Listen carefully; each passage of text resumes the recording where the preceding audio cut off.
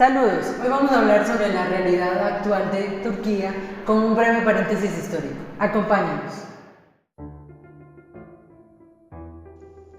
El principal desencadenante de la Primera Guerra Mundial fue el asesinato del archiduque Francisco Fernando del Imperio Austrohúngaro en territorio serbio.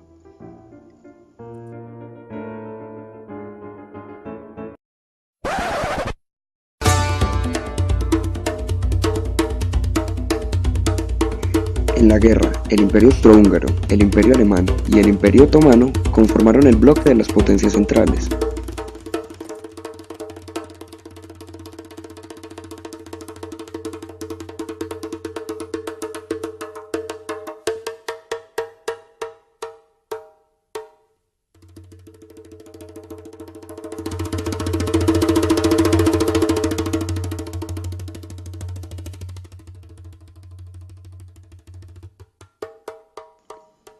Los aliados de Serbia en la guerra constituían el bloque del Triple Entente, es decir, la República Francesa, el Imperio Ruso y el Reino Unido.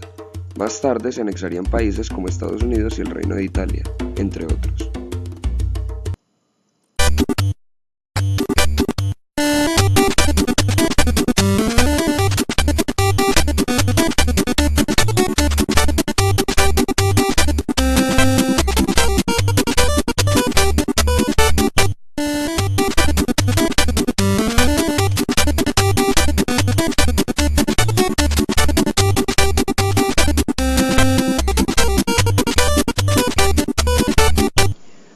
Unos años después de comenzada la guerra, en vista del avance de los franceses y británicos hacia el Imperio Otomano, este se rinde.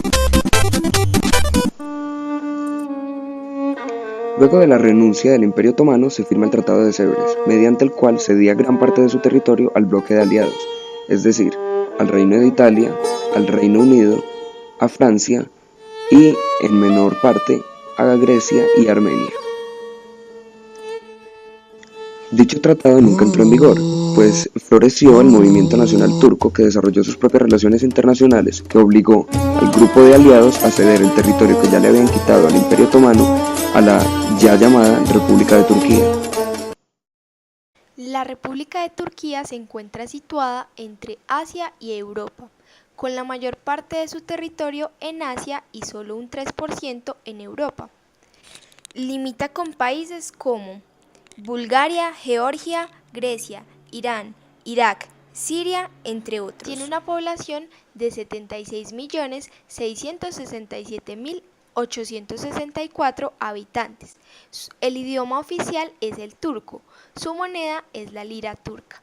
Su régimen político es la democracia parlamentaria y su actual presidente es Erdogan. Su capital es Ankara, la cual es sede del Parlamento turco y demás instituciones gubernamentales.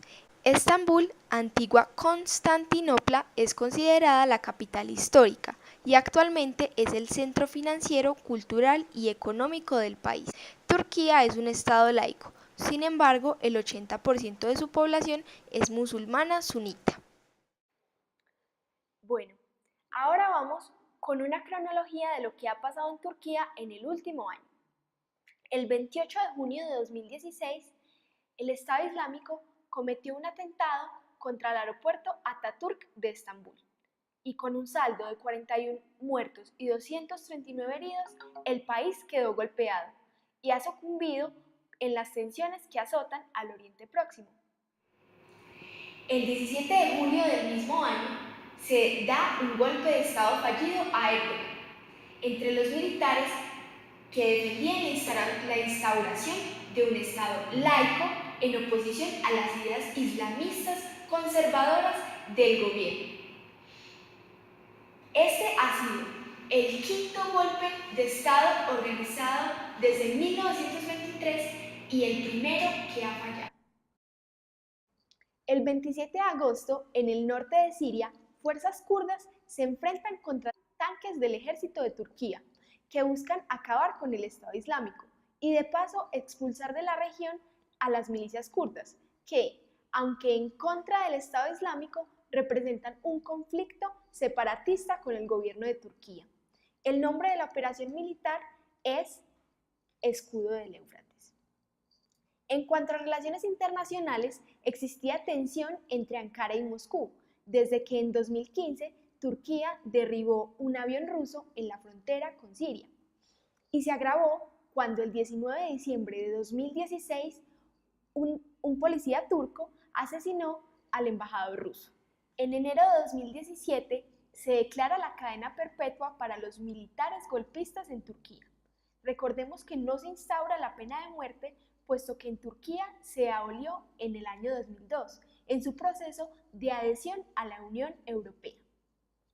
El 10 de marzo de 2017, la ONU informó que unas 2.000 personas han muerto entre julio de 2015 y diciembre de 2016 en el sudeste de Turquía durante operaciones de las fuerzas de seguridad turcas.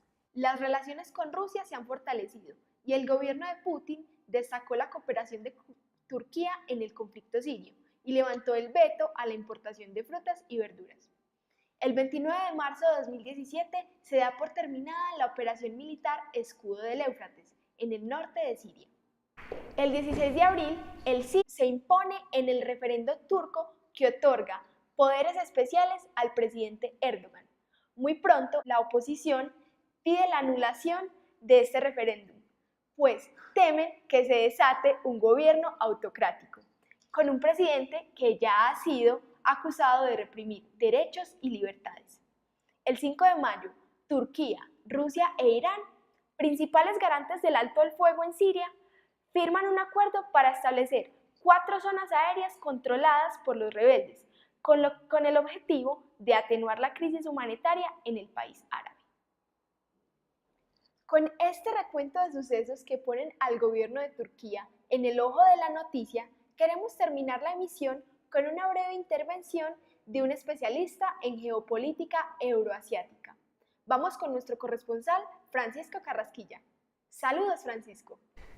Buenas, Aleja. Me encuentro aquí con el experto Alejandro Benjumea, que nos va a hablar un poquito acerca de la importancia geopolítica de Turquía en el panorama mundial. Buenas tardes, señor Alejandro Benjumea. Es un placer tenerlo aquí en este espacio de noticias. Muchas gracias, señor Francisco, por tenerme en este canal.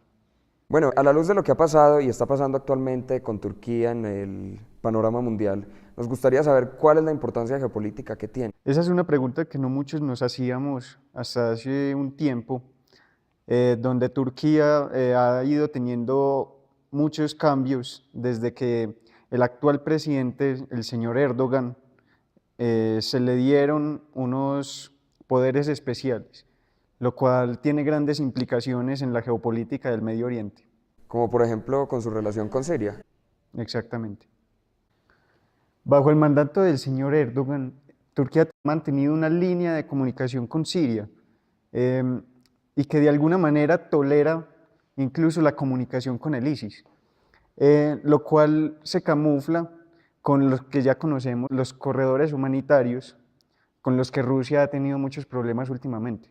Esto es debido a que Turquía planteó que estos corredores humanitarios no deberían tener acceso aéreo, lo cual a Rusia le molestó mucho porque precisamente el ISIS no tiene fuerza aérea, en cambio Rusia sí. Europa no quiere más inmigrantes, por eso Turquía pretende generar estos corredores para que los emigrantes de Siria se establezcan en Turquía, lo cual a Europa le pareció muy bien. Entonces, cuando el gobierno de Turquía le pide a Europa 3.000 millones de euros, Europa dice, claro, sí, pues Europa lo que quiere es no tener más inmigrantes. Pero en realidad, ¿cuáles son los intereses de Turquía, del gobierno turco? El gobierno turco pretende recopilar los intereses que tenía antes del Imperio Otomano, que es controlar el creciente fértil, lo cual el creciente fértil se compone por Siria, Irak y Jordania, lo cual es otro interés que tiene Arabia Saudita e incluso, como no nos sorprende, Estados Unidos de América. También hay que tener en cuenta que Turquía utiliza este elemento que le dio a Europa, que le permitió a Europa, sí, como una palanca para amenazar, por decirlo así, ante cualquier hostigamiento europeo. Ajá. pues ellos podrían cerrar esos corredores para enviar todos los inmigrantes a Europa, lo cual no quiere Europa. Sí. Y todo esto combinado es lo que hace de Turquía muy importante para la geopolítica global. Bueno, muchas gracias Alejandro Benjumea por estar con nosotros aquí en este espacio tan importante para la cultura de nuestro público. Volvemos al estudio. Gracias a Francisco y a nuestro especialista invitado. Recuerden escribirnos en nuestras redes sociales acerca del tema que les gustaría que abordáramos en nuestra próxima emisión. Muchas gracias.